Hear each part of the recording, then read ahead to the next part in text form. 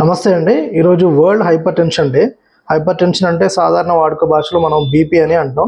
So ఈ BP ఉన్న పేషెంట్స్కి అంటే ఈ బీపీ సమస్యతో ఇబ్బంది పడుతున్న వాళ్ళు కనుక, డెంటల్ సమస్యతో ఇబ్బంది పడుతున్నట్లయితే కనుక వాళ్ళు ఏ టైంలో ట్రీట్మెంట్ చేయించుకుంటే మంచిది అనేది మనం ఈ వీడియోలో చూద్దాం.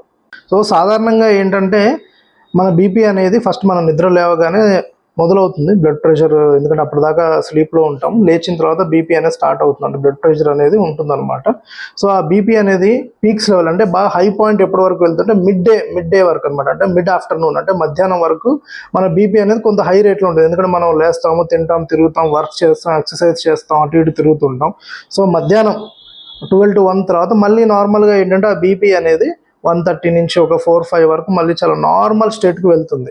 సో ఎవరికైతే ఈ బీపీ సమస్య ఉన్న వాళ్ళు ట్యాబ్లెట్స్ వేసుకున్న తర్వాత వాళ్ళ కనుక ఒకవేళ రూట్ కెనాల్ ట్రీట్మెంట్ కానీ, ఏదైనా సర్జరీ ట్రీట్మెంట్ కానీ, ఇంప్లాంట్స్ ట్రీట్మెంట్ కానీ చేయించుకోవాలనుకుంటే కనుక మీరు డెంటిస్ట్తో మధ్యాహ్నం పూట అపాయింట్మెంట్ పెట్టించుకోవడం అనేది మంచిదన్నమాట. ఎందుకు ఆ టైంలో మీ బీపీ అనేది చాలా స్టేబుల్గా, చాలా లోగా ఉంటుంది. మీకు ఎలాంటి టెన్షన్ ఉన్నా కూడా బీపీ అనేది హై రైజ్ అవ్వకుండా కొంత కంట్రోల్డ్గా ఉండి డాక్టర్స్కి ట్రీట్మెంట్ చేయడానికి కూడా చాలా ఈజీగా ఉంటుంది. సో బీపీ సమస్య ఉన్న వాళ్ళు కంపల్సరీగా కుదిరితే మధ్యాహ్నం పూట మీరు ట్రీట్మెంట్ అపాయింట్మెంట్ తీసుకోగలరు.